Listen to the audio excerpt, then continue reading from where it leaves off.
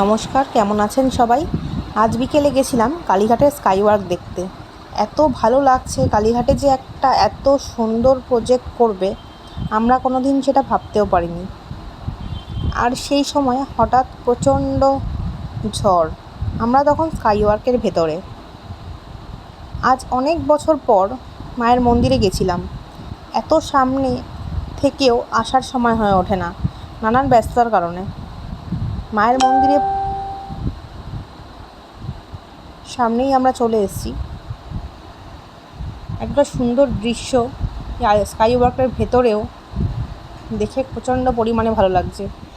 এটা করাতে কালীঘাটের সৌন্দর্যটা অনেক অনেক বেশি গুণ বেড়ে গেছে। বাইরে এত পরিমাণে ঝড় হচ্ছে, তখন বিকেল 5টা বাজে, ওয়েদারটা হঠাৎ করে চেঞ্জ হয়ে গেল, পুরো অন্ধকার হয়ে গেল। তাও আমরা মায়ের মন্দিরের সামনে যখন এসেছি, মায়ের মন্দিরটা দেখেই বাড়ি যাব, হঠাৎ মাঝপথ থেকে চলে যাব, তাই মন্দিরের সামনে যাচ্ছি। মন্দিরের ভেতরে গিয়ে দেখছি তখনও প্রচণ্ড পরিমাণে পুজোর ভিড়, পুজো দেওয়ার জন্য অনেক লাইন মানুষের। তখনও বৃষ্টিটা আরম্ভ হয়নি। যেই মায়ের মন্দিরের ভেতরে আমি ঢুকলাম কিছুটা, তখন হঠাৎ করে বৃষ্টি আরম্ভ হয়ে গেল।